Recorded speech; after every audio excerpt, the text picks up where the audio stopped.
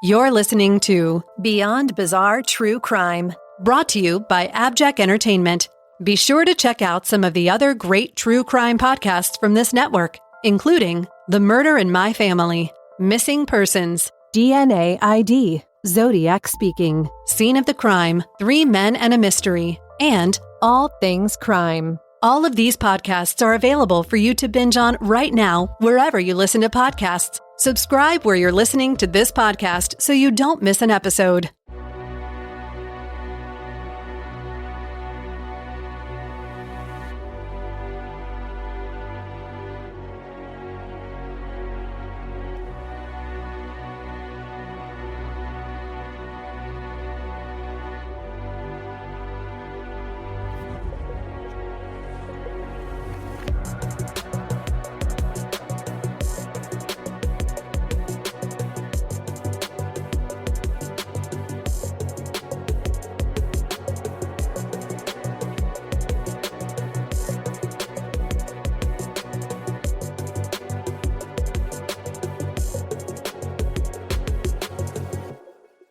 Hey everyone, this is Mike Morford, your host for this episode of Beyond Bizarre True Crime.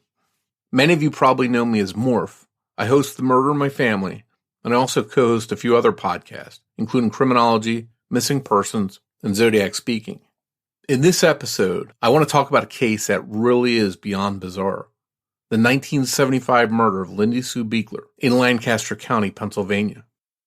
Lancaster County, located in the south-central part of Pennsylvania, is often referred to as Pennsylvania Dutch Country due to its large Amish population and rich history. For the most part, the county is quiet, and in many ways a trip there is like a journey back in time, with horse-drawn buggies a frequent sight. 25 covered bridges adorn the area's plentiful creeks and streams, many of which flowing towards the Susquehanna River. Due to its rich soil, Lancaster is also home to a lot of farms. During the warm weather, tomatoes, strawberries, and watermelons are plentiful, and during fall, as the leaves begin to drop to the ground, lingering cornfields, apples, and pumpkins combine with cooler temperatures to create portrait-quality scenery. It's a beautiful area, and if you've never been there before, I'd highly recommend a visit. But be warned, for all of its beauty and scenery, Lancaster County has a dark side. And some of you listening may have heard about some of the high-profile and baffling cases that have come out of Lancaster County or the surrounding area. On Monday, December 21st, 1992, a beloved 25-year-old Rohrstown 6th grade elementary school teacher named Christy Marak didn't show up to school. Not showing up for work without a phone call was totally out of character for Christy, and the school principal felt something was wrong and made the drive to Christy's Greenfield Estates townhouse in East Lampeter Township. He made his way inside Christy's home, and a gruesome sight awaited him. Christy was lying down on the floor. She had been raped, beaten, and strangled. It was a brutal scene, and news of the popular teacher's murder spread quickly. For decades, residents wondered if a killer was living amongst them, and as it turns out, one was. In June 2018, a popular Lancaster County DJ named Raymond Rowe was finally arrested for Christy's murder, after DNA from the crime scene and forensic genealogy led back to him. In December 2003, Jonathan Luna, a 38-year-old federal prosecutor, went missing from Baltimore, Maryland. Investigators traced his movements from Maryland to Delaware to New Jersey and finally to Pennsylvania. His body was found in a Brecknock Township stream in Lancaster County, his silver Honda Accord parked nearby. Luna had been stabbed 36 times and his throat slashed. His case remains unsolved. Although there is no confirmed connection, many theorize that Luna's case is connected to the mysterious case of Ray Gricar, a Center County, Pennsylvania district attorney who vanished in April 2005 after leaving his home in Bellefonte, Pennsylvania, about 130 miles northwest of Lancaster. His distinctive Mini Cooper was found the next day 60 miles east of his home and 140 miles northwest of Lancaster. Ray Gricar remains missing to this day.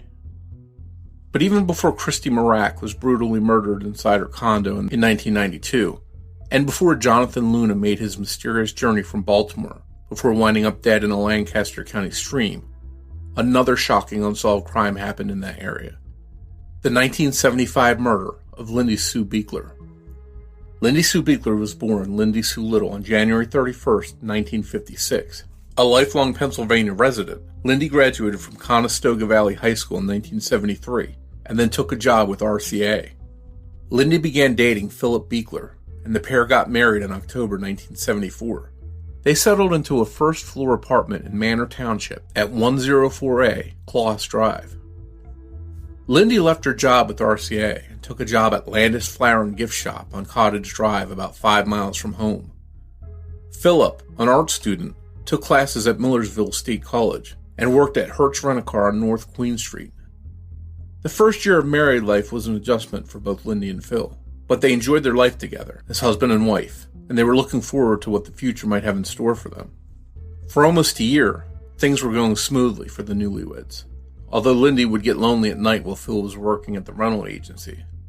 Lindy tried to pass her time the best she could until Phil got home, doing odd jobs around the apartment. Sometimes she'd invite family over to visit, but starting in the fall of 1975, Lindy dreaded being alone after dark. She told friends and family that she felt like someone was watching her. Lindy often worried that someone was looking through the couple's windows. Her concerns grew steadily as November turned to December, and Lindy was so on edge that one day while visiting family, a mirror fell over and broke, and Lindy insisted that her brother search the entire home to make sure that there were no intruders. Lindy was becoming so paranoid that her and Phil were trying to make arrangements to move from the apartment complex into a new apartment on Willow Street, almost 7 miles away. The move couldn't come soon enough for Lindy, as being alone at night was unbearable. The couple planned on moving after the holidays passed, but they would never get that chance. On Friday, December 5th, 1975, Lindy was in a rather good mood. She had given her boss blueberry muffins that she had baked for him, and talked about how excited she was that Christmas was just a few weeks away. At around 5:15 p.m., Lindy left her job at Landis Flowers at the end of her shift, waving to her boss as she left. From there, she headed to the Hertz rental agency to pick up Phil's check so that she could go cash it and do some shopping. Lindy drove her green Chevy Impala to the Commonwealth Bank in Millersville, then headed to the nearby John Hers Village Market on Manor Avenue, where she purchased 4 bags full of groceries, and then made the 5-minute drive home. Driving at this time was a little unusual for Lindy, since she liked to be inside her apartment with the doors locked before it got dark. But sunset in Pennsylvania during the month of December occurs before 5 p.m., so there was no way for Lindy to avoid being out after dark. Lindy arrived home presumably at around 6:30 p.m. and backed her car into its spot, directly in front of the door to her apartment just feet away. She got out of the car and gathered the groceries and walked towards her front door. What happened after that is a mystery to this day. Roughly 2 hours later, Lindy's aunt and uncle were returning home from a basketball game when they decided to stop by and keep Lindy company for a little while. Mr. Little stayed in the car while Mrs. Little walked up to the apartment and knocked on Lindy's door. She turned the handle after not getting a response and walked inside. Mrs. Little's screams alerted Mr. Little, and he ran inside to find his horrified wife standing over Lindy, who was lying on the floor face up, and she was obviously dead, a large knife protruding from her neck and blood everywhere. The couple used the phone to alert police. Detectives cordoned off the apartment and began to investigate the crime scene. Lindy had been viciously stabbed repeatedly, mostly in her neck, stomach, and chest areas. The murder weapon was still embedded in her body, an 8-inch butcher knife that came from the Biechler kitchen. Reports over the years have varied on how many times Lindy was stabbed. They range from 11 to 36. I've seen the autopsy report, and I can confirm that Lindy was stabbed a total of 19 times. 3 to the neck, 11 to the chest and upper abdomen, and 5 to the back.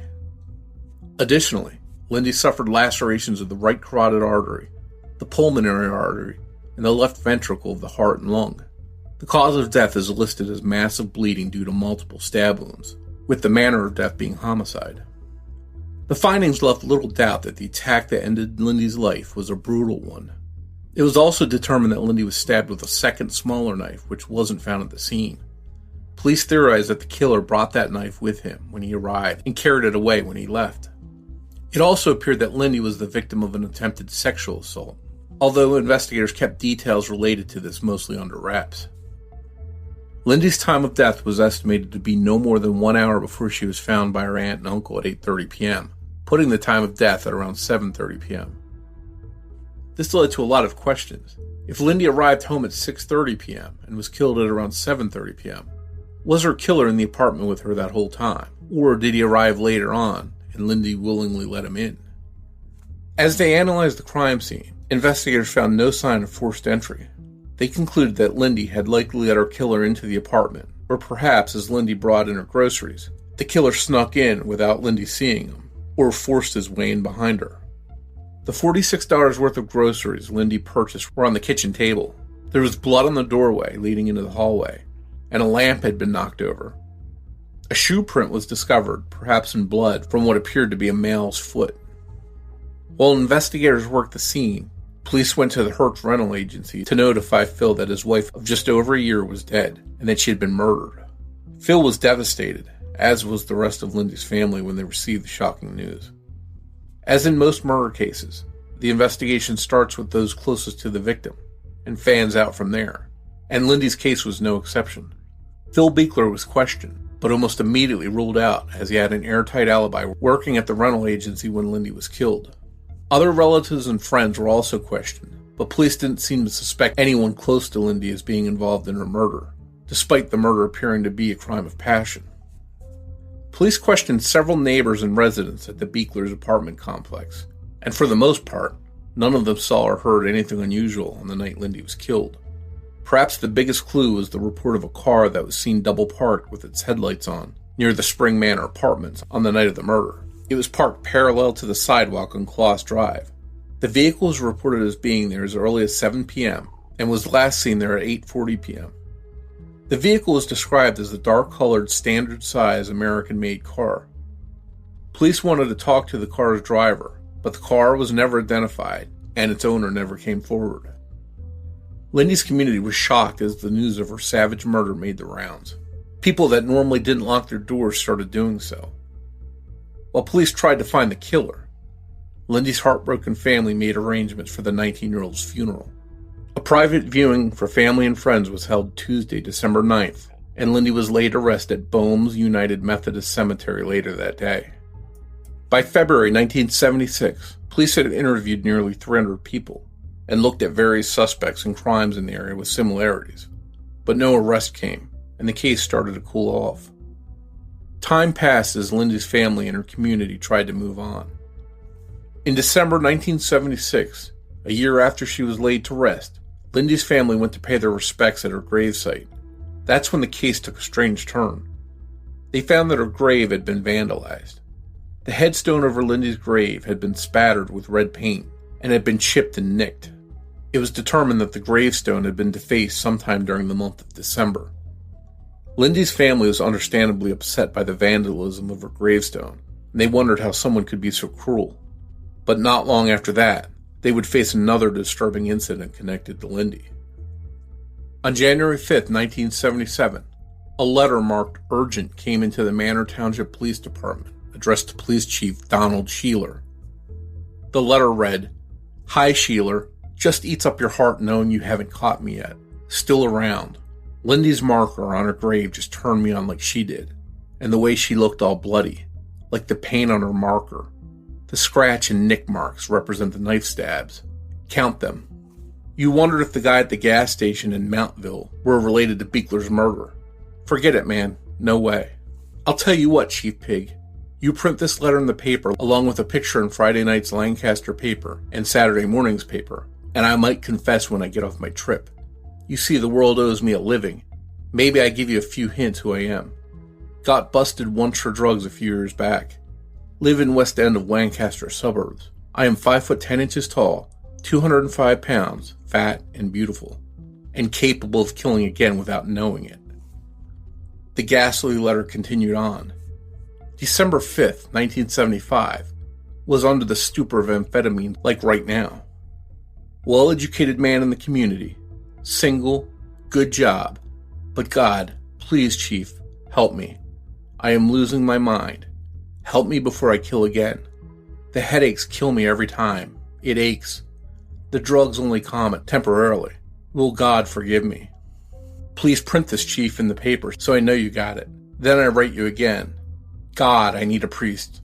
What have I done? Help me, please. A chilling P.S. graced the bottom of the letter. P.S. Chief Sheeler, my friend has confessed to the killing of Lindy Sue Biechler. As God is my witness, do as he asks.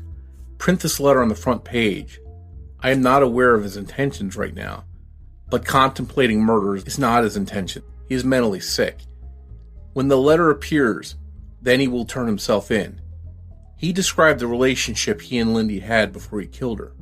He only realizes that now, when you're on drugs, you're not responsible for your actions. Please, he is asleep now. That's why I finished the letter.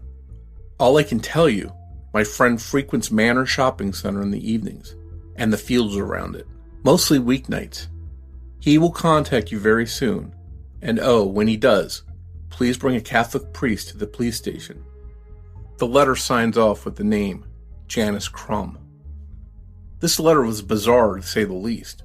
It seemed as if it was written by two different people, one being cold and seemingly taking credit for the vandalism of Lindy's grave and perhaps her murder, and seeking attention for it. The other writer seemed to be remorseful and apologetic for the first writer. In the end, police felt that the letter was written by one single person, although they couldn't determine if the taunting letter was sent by Lindy's killer.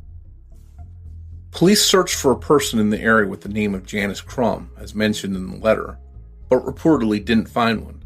However, I quickly found one who lived in the county around the time Lindy was killed. It's unclear if police ever spoke with this woman, or if she knew Lindy in any way. If the letter held any physical evidence, such as DNA that might one day solve Lindy's murder, we may never know, as the original was reportedly lost by the crime lab. And speaking of DNA, one thing the police held back for years was that they had the suspected DNA of Lindy's killer. It was retrieved from semen found in Lindy's underwear. It wasn't until September 2019 that investigators revealed that they had used the DNA profile of Lindy's killer to generate a snapshot through Parabon nanolabs. The snapshot revealed an image of what Lindy's killer might have looked like. Parabon was able to establish that based on the killer's DNA profile, he was of Southern European, or perhaps mixed Middle Eastern origin. The killer was probably fair-skinned with no freckles, had hazel eyes, and dark hair, which was definitely not blonde or red. While Parabon snapshots are just one tool at the disposal of law enforcement, it only depicts what someone may look like at various ages based on their genetic makeup. It doesn't account for weight loss or gain, whether they are clean-shaven or bearded, what hairstyle they may have, and so on. In short, there's no guarantee that if Lindy's killer is identified, that any photos of him will prove to look identical to these snapshots. But more powerful than this DNA snapshot is forensic genealogy, the technology that has been helping law enforcement nab killers for the better part of the last 4 years. This technique circumvents the snapshot and eliminates what a suspect may or may not look like. Instead, it identifies family members of the suspect who have their DNA profiles in public databases, such as GEDmatch. It then builds a family tree, and when the tree is finalized, the killer can be traced back through his family until the right person in the right area at the right time is identified. And authorities in Lancaster County know this technique works, because they've used it before with success. It's what brought Christy Marak's killer to justice. But going this route will also require an adequate amount of well-preserved DNA from Lindy's killer, and it's unknown if authorities have that or not, or whether this technique is currently being explored. December 5th, 2021 will mark 46 years since Lindy's awful murder. Most of her family has died off and are quite old. For a long time, Lindy's brother Michael lived and worked overseas, but recently returned to the east coast of the United States. Lindy's husband, Phil Biechler, eventually remarried and still lives in Pennsylvania and has a daughter with his wife. Although Phil was able to move on from the tragic death of his first wife, he's never forgotten her and still holds out hope that Lindy's killer will be identified. Until that day comes, the case of Lindy Sue Biechler will remain beyond bizarre. If you have information about the murder of Lindy Sue Biechler, please visit the website whokilledlindybiechler.com, which is run by the Lancaster County District Attorney's Office. Once there, you can find a list of tip lines and contact information. Thank you so much for listening to this episode of Beyond Bizarre True Crime. If you want to follow me on social media, you can find me on Twitter or Facebook with the handle @TrueCrimeGuy. Be sure to check out the next episode of Beyond Bizarre True Crime, which will be hosted by Jess Betancourt from the podcast DNA ID. She also happens to be my co-host on Missing Persons. And speaking of missing persons, I hope you'll check out that podcast as well as my other ones, Criminology, Zodiac Speaking, and The Murder in My Family. Before I wrap up, I'd like to leave you with a preview of The Murder in My Family. Hi, this is Mike Morford. You may know me as co-host of the true crime podcast Criminology. I'd like to invite you to listen to one of my other podcasts called The Murder in My Family. In each episode of The Murder in My Family, I discuss a murder case and include an interview with a family member of the victim to discuss the aftermath of the murder in an attempt to view these crimes from a unique perspective, one that we don't usually experience. Some of the cases I cover are well known, while others you probably never heard of. I currently have dozens of episodes available for you to binge on, including episodes about the Golden State Killer, the Delphi murders, and the Colonial Parkway murders, just to name a few. Here's a small sample of the kind of conversations you'll hear on The Murder in My Family. Mike, at the risk of sounding like every other proud big brother around the world, Kathy was an amazing person. She was 27 years old at the time of her death, and she had already accomplished a great deal. One point that I wanted to get across was that the victims whose murders I discuss aren't just statistics or a blurb in a news report. These were real people whose murders affected their family members, forever changing their lives. It's important to know that they too are victims. For me, knowing that he has a family and that he gets to see his kids every day and that he gets to be there for his kids growing up, like, it's not fair. You know, my dad did everything he was supposed to do as a father and as a husband, and someone decided that night that he didn't get to do that anymore. It's frustrating knowing that, you know, he'll get to see his kids grow up and graduate and get married and do all that, and my dad doesn't get to do any of those things. He doesn't get to see he has 3 granddaughters now that he'll never see, and they'll never meet their grandfather, and it's not fair. New episodes of The Murder in My Family come out every other Saturday, and you can find The Murder in My Family everywhere you listen to podcasts. Subscribe today so you don't miss an episode. Beyond Bizarre True Crime is produced by Mike Morford and Jess Betancourt for AbJack Entertainment, with music by Connor Betancourt. If you enjoy this podcast, make sure to subscribe wherever you are listening now, and please take a moment to rate and review the show. You can find Beyond Bizarre True Crime on social media. We're on Twitter and Instagram with the handle @BeyondBizarreTC. You can also find us on Facebook by searching for Beyond Bizarre True Crime Podcast. The views and opinions of the hosts and guests on Beyond Bizarre True Crime do not necessarily represent those of the show's creators, producers, or sponsors. Be sure to tune in on Saturdays for all new episodes of Beyond Bizarre True Crime.